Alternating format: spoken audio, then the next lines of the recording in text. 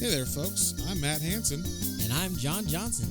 and you're listening to Planes, Trains, and Comic Books, the podcast where we discuss favorites we've reread, comics we want to read, and everything in between. And here's the comic we picked this week. Hey there, everybody. Welcome back to another episode of Planes, Trains, and Comic Books. Today, we are doing a really awesome comic. This is like my I don't know, 6-year-old or 4-year-old self's favorite comic, even though I never read it when I was that age. It is Wolverine. Snick. Yeah, Snick is Wolverine Weapon X, which is it's kind of like the origin of Wolverine, like how he got his adamantium skeleton, But no longer canon. and it's no longer canon. We found that. We'll touch on that later. But it's I mean, it is one of the coolest stories of Wolverine, and I'm sad it's no longer canon. Yeah, because it was fun. Because it's fucking awesome, and I think it gets lost in the shuffle of time because of that as well. Because it's not canon anymore, so why keep it reprinted or whatever? Yeah, it's a great piece of work, but it's whatever. It's not canon anymore. So, like we said, this is Wolverine Weapon X. It is from 1991, and it is written and drawn by the great and wonderful Barry Windsors-Smith of Conan fame and whatnot. I don't think you've never read any of his stuff, right? No, I don't think so. I've looked at images of Conan. You might have seen the images of Conan. It's Conan with the helmet with the little horns on the front. Yeah. Okay. It's like from the 70s. The art looks exactly the same as this, but just Conan in wilderness and shit. So this actually didn't even appear this comic isn't from like an X-Men. It's from a series called Marvel Comics Presents, which I assume is like an anthology series, because this is issues 72 through 84 of that series, and I mean, it's not full size. Like I think it's only 200 issues or 200 pages, something like 100. I don't know. It's very close to 200 pages. It was a really quick read. It was a fast read, and when we looked at this originally, we're like, oh man, this is 14 issues. That's gonna be a long one, and then we read it, and then I was like, oh. It was like a half-hour read or something. So, and a lot of it is like just like dialogue over pictures. So, yeah. So, this is basically like I heard people or I read people compare this to like a slasher movie, because like a Jason movie or something, because it's literally like 4 people in a lab with a killer. Go, like it does have that feel. I felt like it was like an alien vibe, like even especially like the comics Alien or the comic Aliens. It has that feel where it's like a lot of those take place in a lab. Someone's testing something, probably an alien egg or such, and then it gets out, and then havoc ensues inside that contained lab. So, it had that feel a lot. Oh yeah, I really liked it. So. I liked, I don't know, that whole like, we're trapped in this area and we can't get out.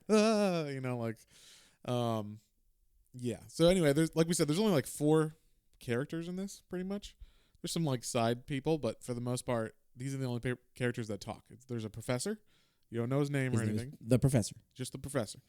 You got Dr. Cornelius, not of Planet of the Apes or anything. Just his name's Dr. Cornelius. And then you get Carol, who's the secretary / person from NASA. So it's weird because she acts like if this was a movie, he'd be like, get us some coffee, Carol. And then it's like, but I worked at NASA before this. And then you have a government contact that talks to the professor. You just you don't see him on the page. You don't see anything. You just see the dialogue on the phone. So, yeah. And like we said, this story and of course Wolverine, or Logan. And he's not even called Wolverine in this comic, so because this is before he's called Wolverine. So, so basically, starting off, this comic has Wolverine. He's like been feeling someone's watching him. He's been kind of on edge of recent. He's been having bad dreams and stuff too. It was weird. He had like weird dream premonitions about like exactly what's going on in that they're doing before they get him. So, yeah.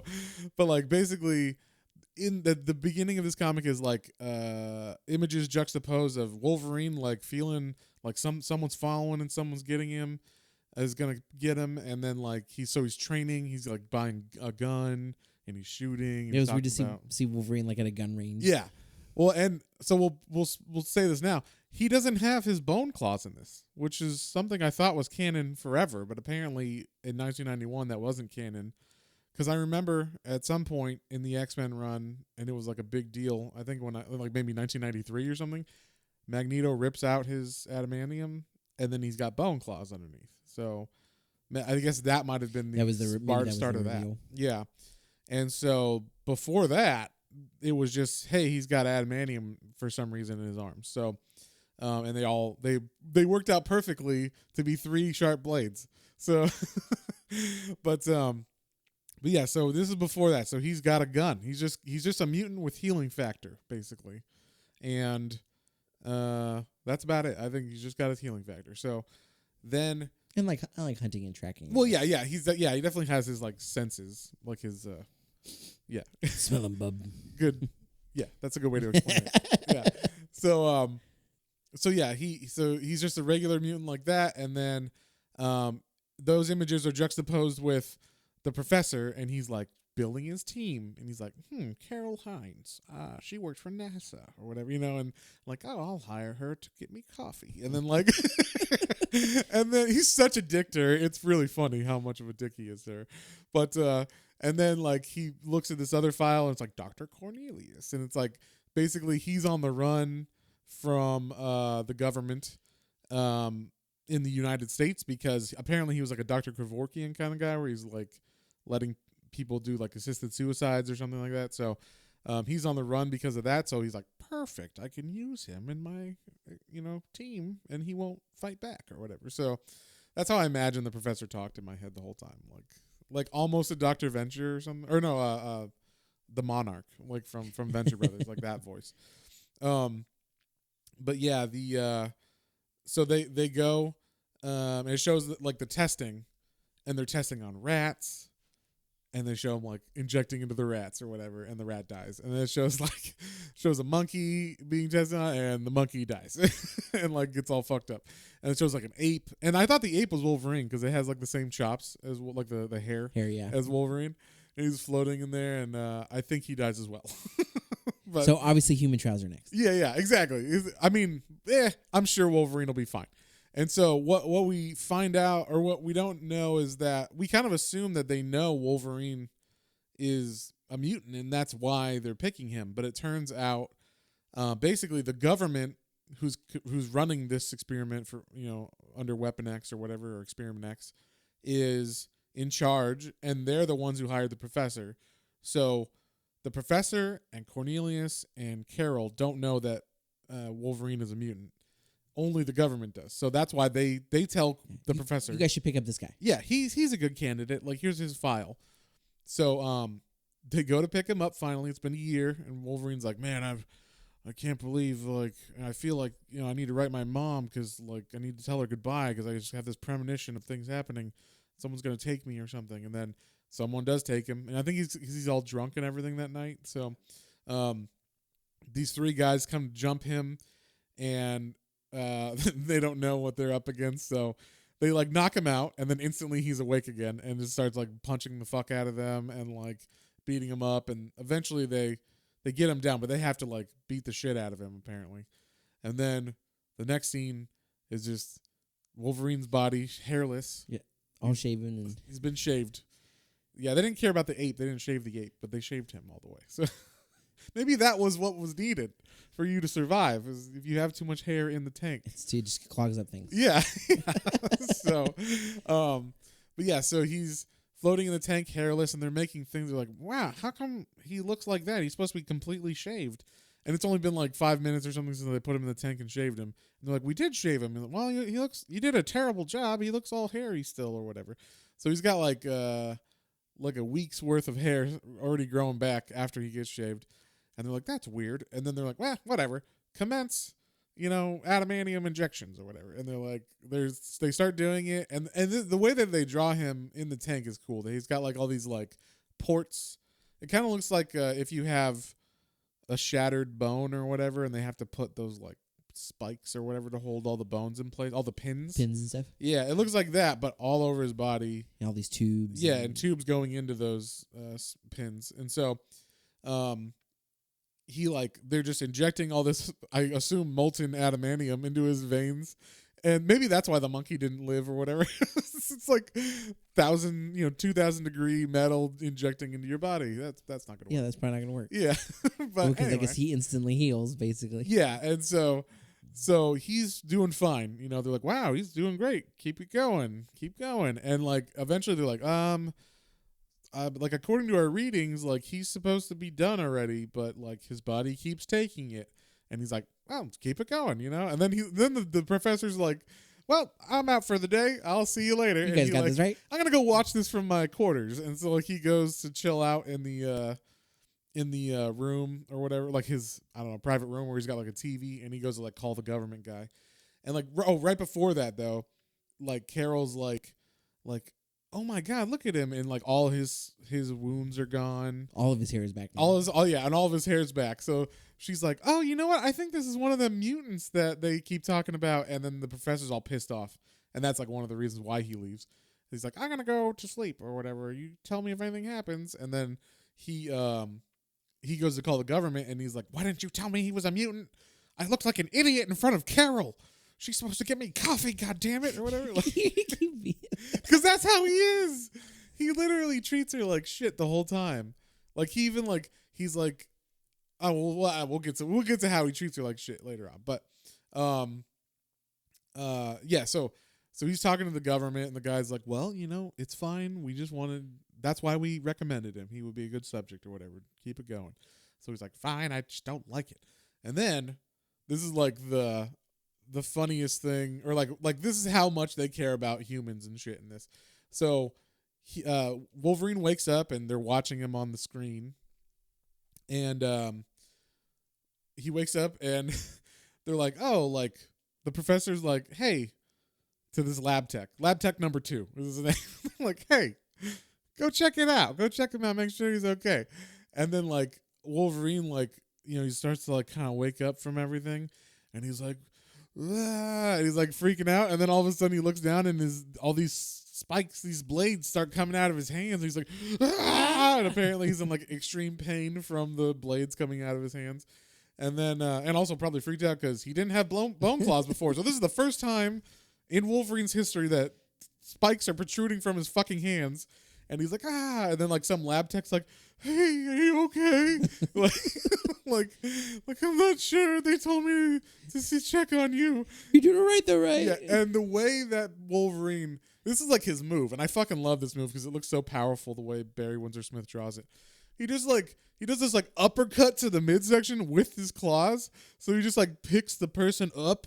And it just looks so like finish him, like fucking, you're dead, like for sure. Like there's no, like he just kills that lab tech number 2 like instantly. And then people are like, oh my God, what's he doing? And then like he bursts through the glass, and then like he falls down. It was like, oh, what? And then like, oh, because like his life support was, I guess, hooked to him at that time, and that's why he kind of like woke up and stuff. And then when he jumped out the window, it all disconnected from him. So he was just like, sleep. So then they're like, whoa, that was close. And then the funny thing is the professor was like, perfect. Look at him. He's a killing machine. Like, just what we want. And so like he like wanted that tech to die. And anything you wanted to say about that section? No, not really. Cornelius is the one. I don't know if maybe it's the start of the next one, but Cornelius is like, we created a monster. Yeah, well, yeah, once they see, like, the lab tech's dead, they're like, oh, my God, he's a monster. And, like, they just, it's weird because, like, Cornelius and, well, Carol, not so much because she's not even considered, like, a person in this pretty much. But like, Cornelius and the professor have, like, arguments about whether or not it's moral, what they're doing. And the professor's from the side of, like, he's just an animal. Like, he's a mutant. He's not even human. And then, like, the doctor is more like, oh, but he's like, it's like, you're still not supposed to, like, murder animals or whatever, but he still thinks of Wolverine as, like, not a human. It's a weird, like, he can justify the experiments because he's a mutant, but also like it's kind of mean. It might as well be doing it on a dog or something, you know. So, yeah, it's like a weird way of having it like in his mind, and no one's on the side of like, well, yeah, he's a human too or whatever. So, yeah, so they after he passes out from going through the window, he like wakes up. Or no, they tie him up and they put him in this machine, and this machine is like a brainwashing machine. Yeah, they're like we have to brainwash him because we have to be able to control him. If we control him, then there's no worries. Yeah, and I think this was like also like phase 2 of it. Like they definitely have different phases they wanted to do, and the first part is like, well, okay, we got to brainwash him so he does what we want. So they do the brainwash, and they hook him up at first. They don't do the brainwash yet, and they're like something's wrong with the machine. And it's like, it's feeding back. And then it starts feeding back images from inside his mind. Like he's projecting them onto the screen. And it's like a skeleton with like musculature as well. That's like in extreme pain. And all these spikes are coming out of him at all different points. And he's just like, ah! Like it looks really creepy. It's a cool panel. It's such a cool, like the drawing is so cool on that. It doesn't make any sense like physically or whatever, like as far as reality would be concerned, but it looks cool on the comic page, so I'll allow it. And then and then like he kind of like wakes up as he's like doing that, and he grabs Carol and he starts choking her, and then the professor's like, let go of her, you beast, like you're a monster. And then he grabs the professor and he starts choking him, and then they're able to sedate him. Like the guards come in and they're like with tranquilizers or whatever. They sedate him, and then they're like, "Oh, he's dreaming." And they like look at the screen after when he's asleep, and it's just a picture of the professor's face with like 3 holes going through it, like because he kept being like, "You beast, let her go" or whatever. Like, and so like now Wolverine knows that's the guy. That's the guy I hate, and and he's just gonna dream of stabbing the professor in the face. So. So then they brainwash him successfully, and they start putting him in tests. And this is the first test, like outside in the wilderness. I think it's just like right outside the facility, though. It's not like super far out. And basically they put him in the cold, naked, and they're like they send like a pack of wolves to kill him or to attack him. And so like at first he's just standing there, and he's like not doing anything. He's just blankly staring into space. And they're like, "What's wrong? Why isn't he like getting ready to attack the wolves?" And then like the wolves start attacking him, and then they're like, "Oh, his heartbeat's increasing now. It's okay." Like I guess the pain is making it okay, you know? And so it's making him come alive. And so then he just starts like mauling the wolves with his claws. Because all of a sudden, like, I think as a reaction just from the wolves attacking, like his claws start coming out. And they make it really apparent that, like, okay, yeah, the claws hurt really, really bad when they come out. And they even say, like, oh, we should put, like, a port in his hand so that, like, it's just an open wound into the, so the claws can come out. Yeah, so they quit cut him every time it comes out. Yeah, but then that opens a bunch of other things. And we talked about this, but there's, like, so if he's got the ports in his hand, like little metal ports, so he's just got open wounds in his hands all the time. And then when he cuts stuff, and all the guts and blood. Gross shit like go inside the port. So, I mean, I guess he's like Wolverine. He can heal. So. Or if he's eating and he like something like falls down in there on accident. Oh man, I got syrup in my man, a Lego or whatever. Yeah. So yeah, like, but like he takes on the wolves and like, oh, excellent. And then they're like, okay, well that worked. So let's do like phase 2, and phase 2 is, they like put in control, like a robotic system for him, so that basically they control his movement. So they put in this thing, and it like allows them to control his brain. And they even test it. Like, I like this part where they're like see if it worked, like make his claw come out. And then they're like, this little piggy went to the market, and then like the one claw comes out, and this little piggy came home, and the second claw comes out, and then there's no reaction from Wolverine. So it's like they can turn off his consciousness and use him like a robot basically. And then they have like this big helmet on him that goes on it. And I love the design of this helmet, like, or in this whole like little thing that they come up with, this rig, because he's got to have like, they even say like, well, he won't be able to go very far with the helmet on because we got to have a battery on him, and the batteries weigh 10 pounds because this is before lithium ion and shit. So it's like, well, I mean, he's fine. Just load as much as strap you a can. couple more. Yeah, just have like, I think he's got 4 by the end of it, and so it's like 40 pounds of batteries he's got to carry around. But like we said, they're using him like a robot. So they hook up the batteries, and they're like, okay, like let's do this next test. And so they're like, okay, test 2 or whatever, however many it's been, and this time they're controlling him, and he's like about to fight a bear. They're going to release a bear, and basically this isn't even a fight. Like, they're like, no, you see the big bear on the page, you're like, oh shit, like this will be a little more than the wolves, but nope. Like, basically the bear's like, roar, runs up to him, and Wolverine just cuts his head off. But I think it's actually them controlling Wolverine on this one because he's got the whole suit and everything, right? Yeah. So they can see what he's seeing with this big helmet, and then like they can control his movement. So they're like, wow, that was perfect. Good job, guys. And they're like, they're just talking about like how good it was and stuff. And I think they forgot to like, I wasn't sure why he's able to like overcome it. But basically, while the handlers come to bring him back in, and somehow he's able to like get control of himself or like become, no, I'm sorry. He sits down. This is why. Okay. I figured it out just now while we're talking. Breaking news. All right. So they sit him down. They put him in the chair to like make him go to sleep again. And this is the big thing. Okay. So in this book, after this point, up until the end of this section, it is inside Wolverine's head. So that's what happened. They hooked him up, and then they ran this simulation to see what would happen if he got out or whatever. Like if he got, coherent again. And okay, so that's why they're seeing everything going on. Yeah. Yes. Yeah, because it wasn't perfectly clear, because going through reading with the next part we're going to describe is like, we look at this like, holy fuck, like, yeah, Wolverine's I thought going this was crazy. happening. I thought this was happening, and it was fucking awesome.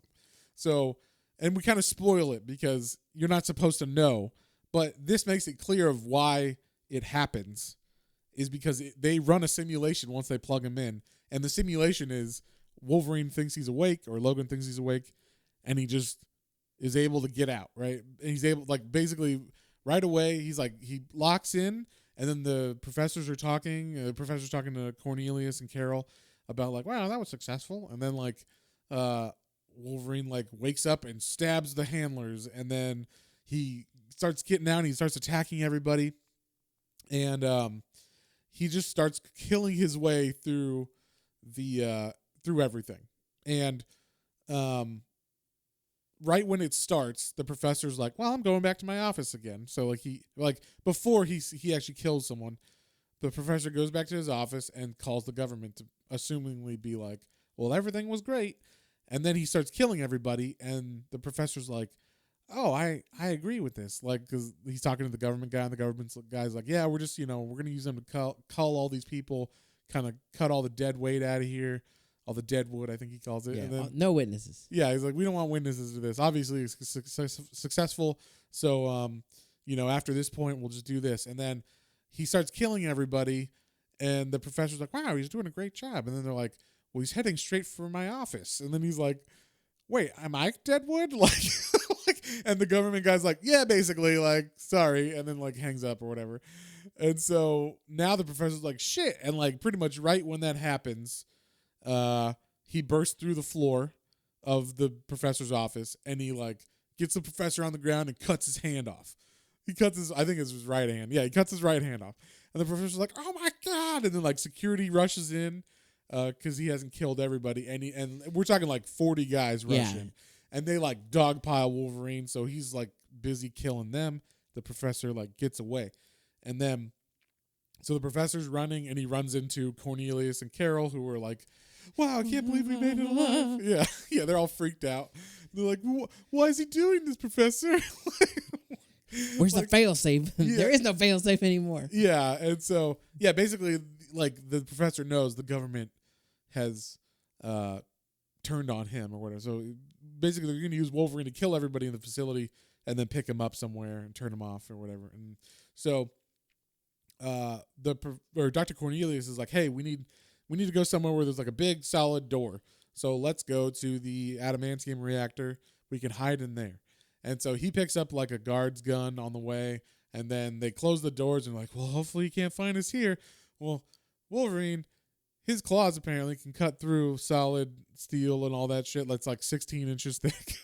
Because it doesn't stop him at all. He's just like, cha, cha, cha, like, and they're like, oh my gosh. And then the professor's like, shoot him as he like breaks through.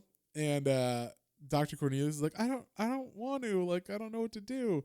And then the professor like hits him in the back of the head and he ends up accidentally shooting at Wolverine. And then we get the patented Wolverine gut punch, spikes through the midsection. He does that to Dr. Cornelius, and he's like, ah! And like Dr. Cornelius looks so like, oh my god, like as he's getting punched. It's pretty epic, like the way that he punches him. And then while he's doing that, Carol and the professor run away. And the professor's like, he kind of like stops, and they're in this area that's called the exhaust port or the exhaust pit. And it's for like, I guess the reactor to exhaust to. It basically, think of like a dome, like a bowl that has a door on the bottom that opens up when the, I guess, reactor's gonna blow fire out of it. So they're standing on the edge of this bowl, and the professor's like, you like me, right, Carol? Like, you want to do a good job. And she's like, yes, sir. And he's like, great. Well, how about you stay and be bait for Wolverine, and I'll run away. And she's like, but, and he like, thanks for volunteering. And he just like pushes her into the fucking pit. And then, and so she's like at the bottom of this thing, not quite, she's like, it's rounded, so she doesn't have to stand on the door, but she's like on the side of the bowl. And I guess Wolverine finishes Dr. Cornelius off, and he's like, now he's going after the professor still. So he walks and he sees Carol, and he goes down there, and the professor ran up to the control pit. So he's like, okay, perfect. Like, good job, Carol. Keep him where he's at. Like and it's weird because Carol's like freaking out. She's like super scared, of course. But then Wolverine kind of spares her. And like, yeah, this is like one of the only times he actually talks in it, because it's like, please don't kill me, I beg you. And he's like, I understand you, and you don't matter to me. What I want, and like it gets cut off. Yeah, and like basically he was like, you don't matter, you're not a threat, and like I'm not gonna kill you, and like also you're just like the coffee getter, so like I'm not too mad at you. And so that's like the air of her. It was like she worked for NASA, and so she's super overqualified for whatever she was doing for the professor, and he treated her horribly, just like an asshole in the. I guess this would be like kind of like Mad Men style, where it's like, hey, I know you have a degree from Harvard.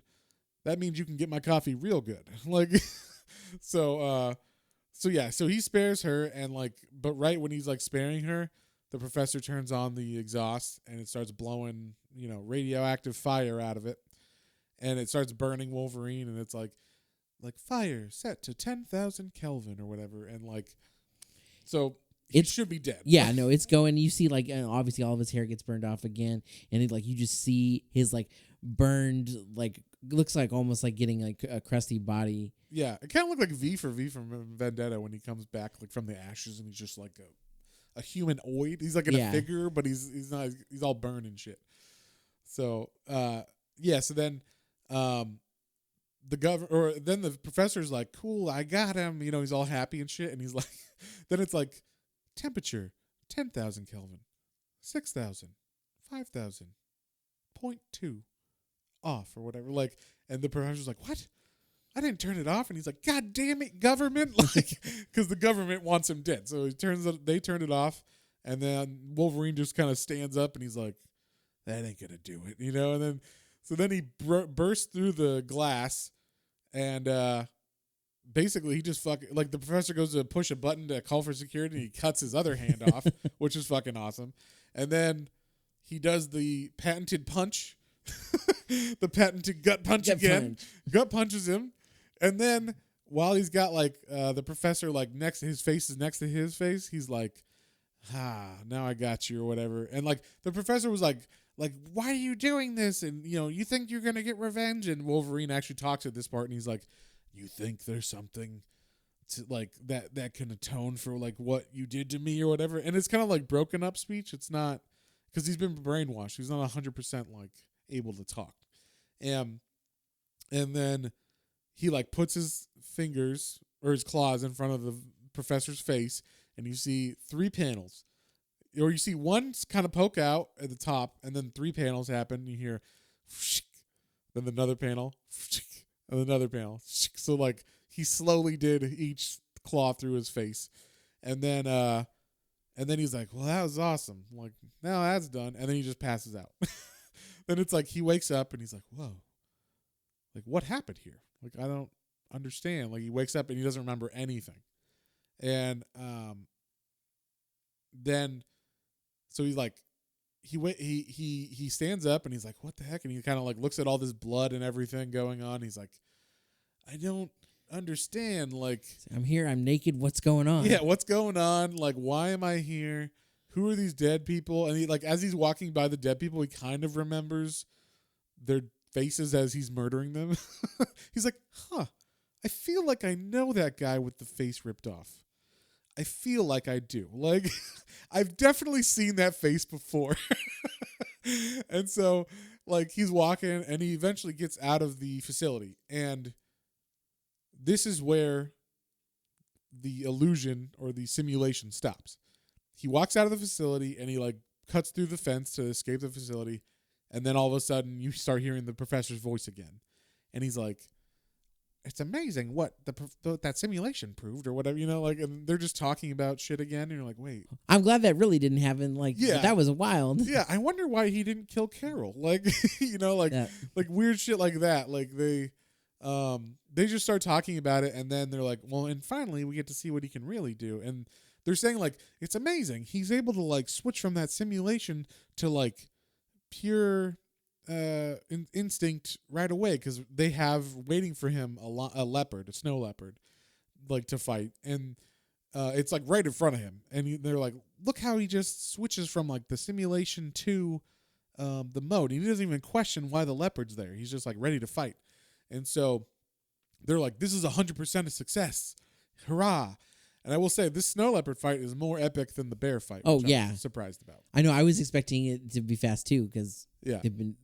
The wolves were a little bit, but then the bear was nothing. So yeah, and so he goes and he kills this snow leopard, and it's pretty epic. And they're at this point the professor and Dr. Cornelius and Carol are just talking like it's been a success. Everything's going as normal after these animal fights. The handlers come to get them, so they're talking. They're not even paying attention anymore, and they don't notice that the handlers are all murdered. Like all of a sudden, and I don't know why he's able to wake up now after this simulation and exercise. I can only assume at the end of the simulation they like do something to antagonize or like to make him super fearful. They say they run like a fear simulation at the very end of it, and they like he's running from something and he doesn't know what it is, and it's like his mutant ability and all this stuff. And they're like, it's interesting how we were able to induce such fear in him and stuff.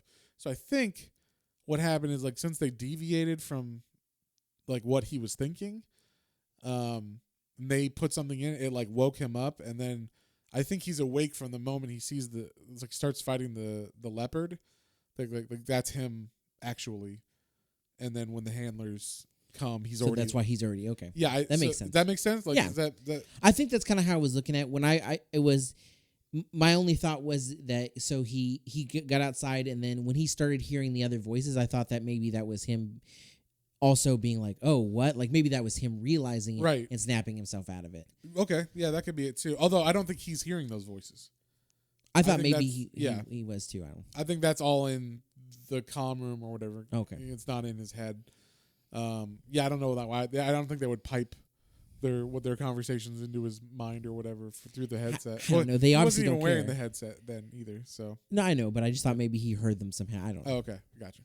Yeah, it was kind of confusing, but I read this like 3 times so that I could like be prepared for this because I wanted to make sure I got it all correct for this. So, and in that, I like now that I put that together, that they ran the simulation right as he sat down, and then they just kind of like pushed him into that gate area, and then like released the tiger, and then when he woke up, he had to like fight the snow leopard right away. I think he woke up when he went through that fear sequence, and then he like woke up and he's like, what the fuck? And then there's a leopard, and now I'm just gonna go after this leopard because obviously I gotta kill it.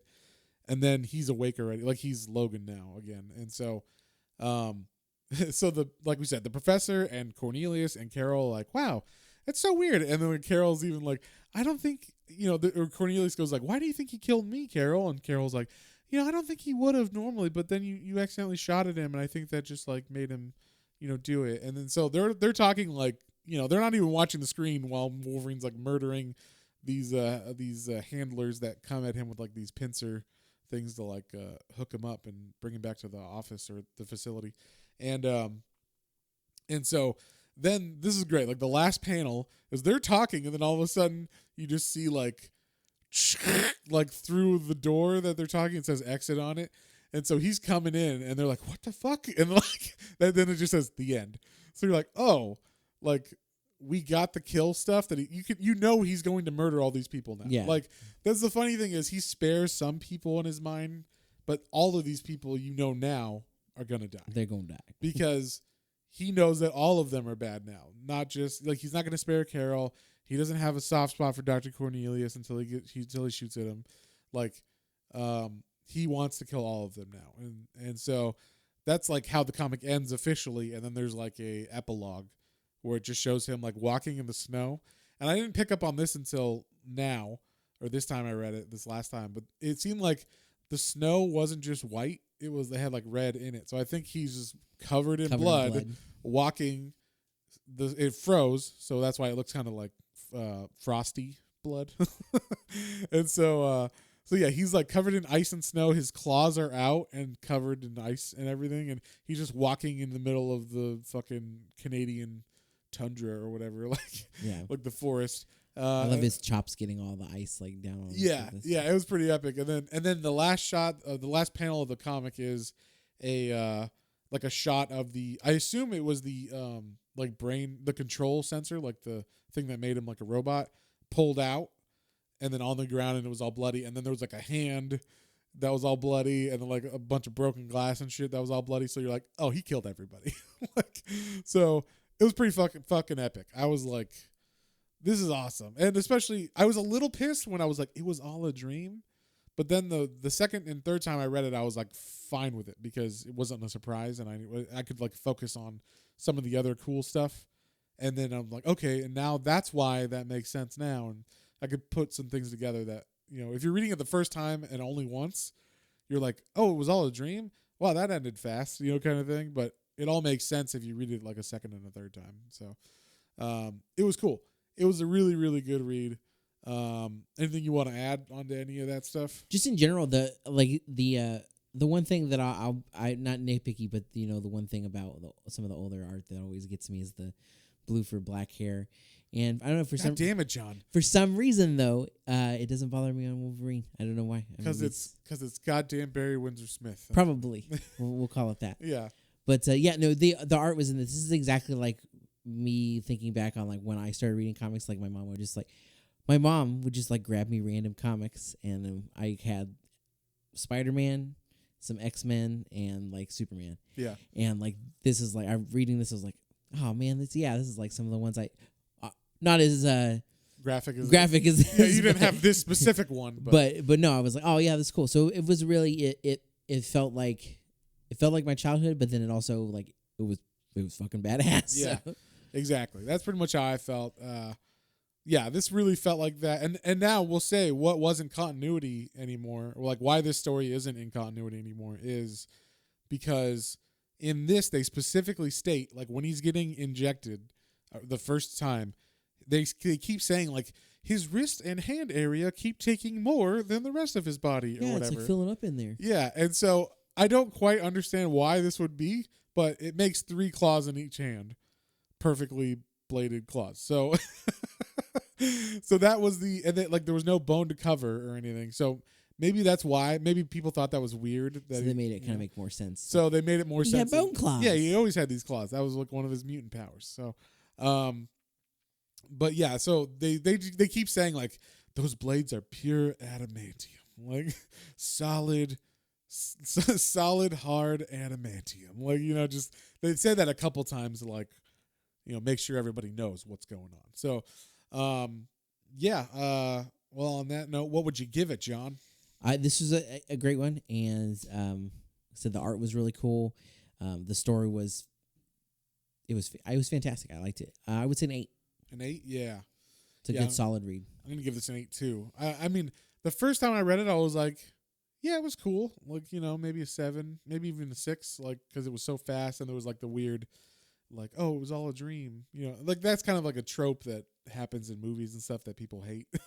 We're like, oh, this whole cool part of the movie was all a dream. Great, like the end of Dallas, that show. Oh my god.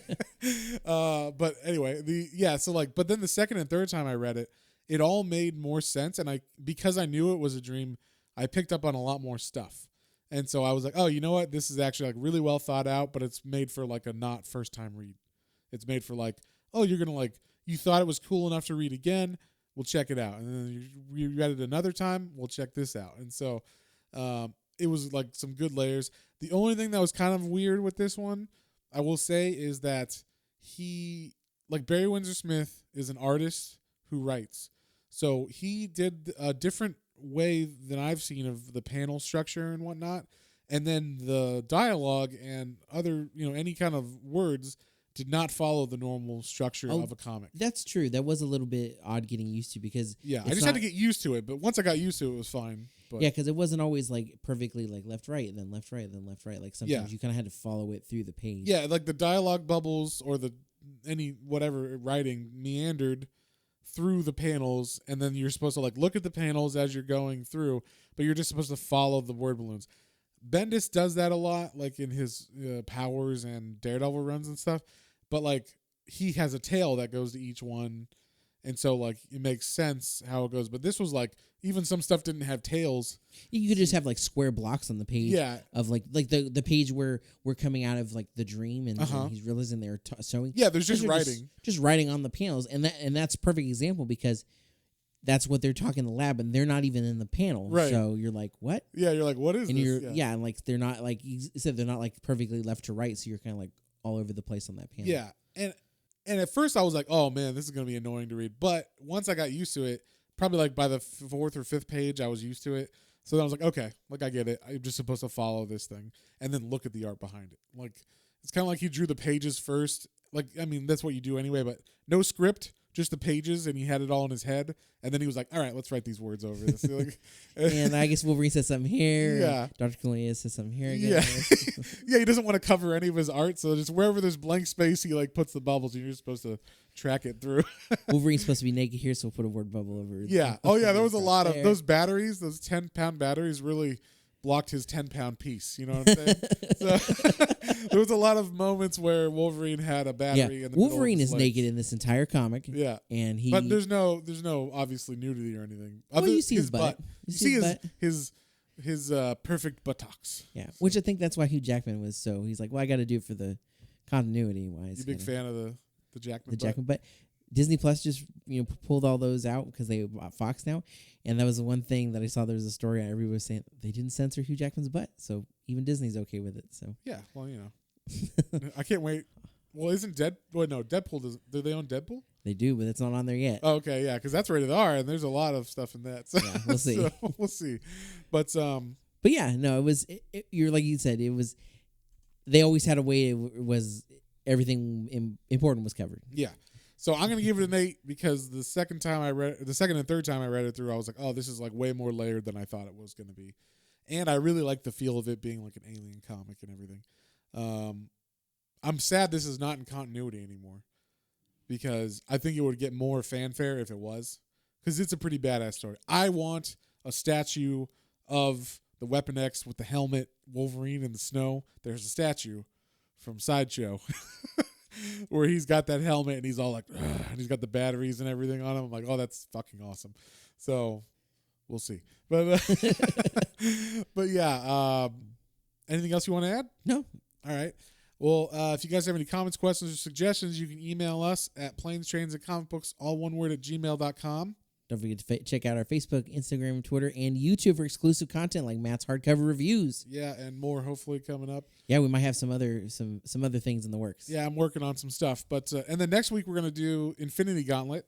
So if you guys want to read along and read that first, and then you can hear us talk about it, or if you want to get everything spoiled like normal, you just listen to it. So everybody have a good week, and we'll see you next time. We are inevitable. Bye. Well, folks, hope you enjoyed that episode. If you did and you'd like to follow us on social media, our Facebook is Planes, Trains, and Comic Books, and our Instagram is @Planes, Trains, and Comic Books, all one word. And be sure to like, share, and subscribe for more recommendations to add to your weekly pull list. Thanks for listening, and we'll see you next time.